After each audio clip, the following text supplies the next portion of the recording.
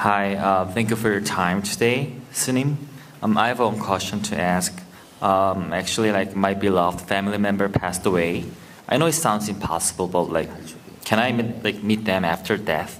If so, like how and when? Also, do loved ones wait for you before being reincarnated? Can you go back to your first part of the question?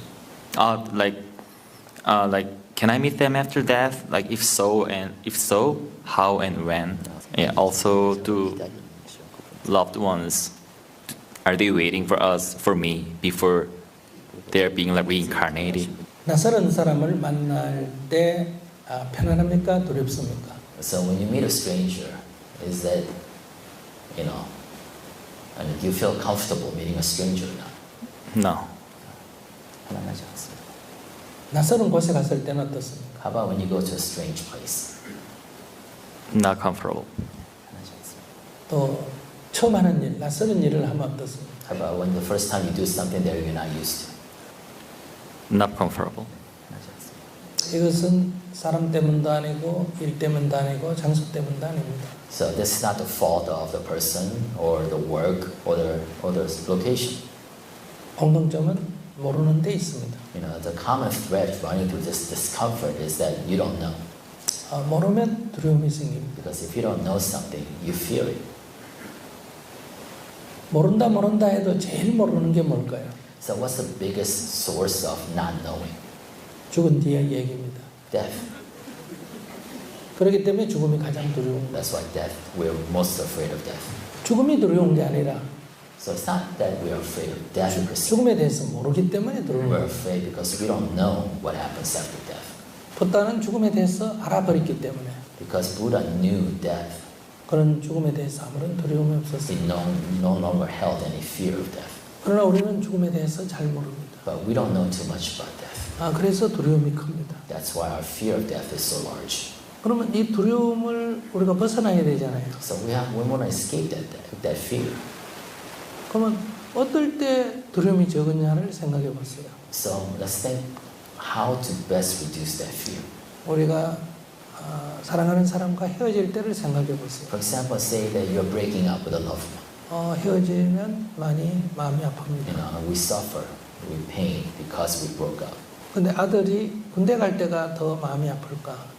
Or, is it more painful to send a loved son to the army? 아니면 아들이 결혼해서 집을 떠날 때가 더 두려울까? Or is it more painful to send the child off, your son, loved son, after he gets married, to his own home? 헤어지는 것은 섭섭하지만 좋은 데 가면 훨씬 더 마음이 덜 두렵습니다. So saying goodbye is always painful, but if you know that person you're saying goodbye to is going to a better situation, a better location, then it lessens that pain. 그래서 죽은 뒤에 좋은 데 간다는 게 나오게 된 것입니다. So therefore, we created this myth in which say, we go to a better place after we die. 좋은 데 가니까 좀 섭섭하긴 하지만은 덜 두렵습니다. Because if we believe that the loved ones after they pass, they go to a better place, although we still suffer, we still pain, it's not as much. 죽는 사람도 그렇고 가족도 그렇습니다. Discomfort applies to both the person who's about to die and also the family. 그래서 내생연이 나오게 된 겁니다. And so that's why we created this story. 천국에 가느냐, 극락에 가느냐, 어디 가느냐 하는 것은 그건 부차적인 얘기입니다. 다 한마디로 좋은 곳이라는 뜻입니다. So we have this common myth that you go to a nice place after you die, whether that's called heaven, whether that's called nirvana or whatnot, doesn't really matter what the label is. 이것이 모든 종교의 공통점입니다. We have this common theme running through all religions. 근데 인도 사람들은 이보다 더 좋은 아이디어를 냈습니다. But the Indians actually came up with a better story. 다시 태어난다는 They said you are reincarnated. 좋은 데 가더라도 천국에 가버리면 못 만나잖아요. Because if you go to a good place, whether it's, even though it's heaven, you can no longer see your loved ones. 그러나 이 사람은 다시 태어나니까 만날 수 있잖아요. But if you're reborn, then you can meet them again. 그렇기 때문에 죽음을 별로 두려워하지 않습니다. So they're not as afraid of death then. 곧 올 건데. Because they're going to come back. 우리가 헤어질 때 내일 만날 걸 약속하면 헤어짐이 덜 섭섭하잖아요. So basically you're saying goodbyes, but I'll see you again tomorrow. In that case, a goodbye is not as painful. 이것이 환생에 대한 얘기입니다. So that's the story about reincarnation.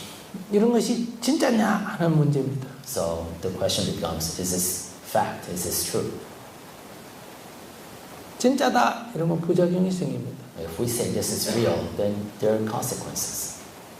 즉 면죄부를 판다든지 면죄부를 판다든지 So basically you end up selling clemencies. 재진했는데 돈이 엄청나게 든다든지 So basically you start kind of marking the price of pricing like different indulgences, different sins. 여기 사기꾼이 나타나는 겁니다. Then you attract frauds. 거짓말이다 가짜다 하면 어떻습니까? But what happens if you say this is a lie, this is not true?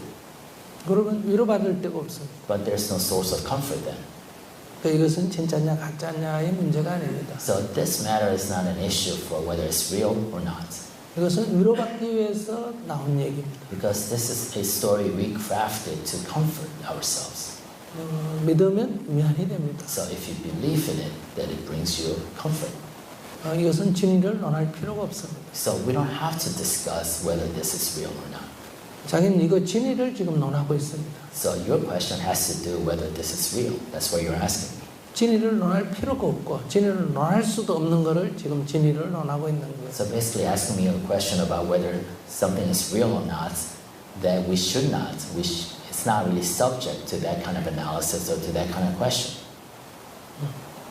그러니까 근본적으로 진리를 논할 수 없는 것을 진짜라고 하고 그 다음 질문을 하기 때문에 이거는 의미가 없는 겁니다. So the question becomes meaningless because you're asking whether something is real or not on something that we cannot really determine whether it's real or not. 그건 믿는 사람에게 물어야 합니다. Because you have to ask a believer this question. 그럼 믿으니까 뭐 다음을 알겠죠.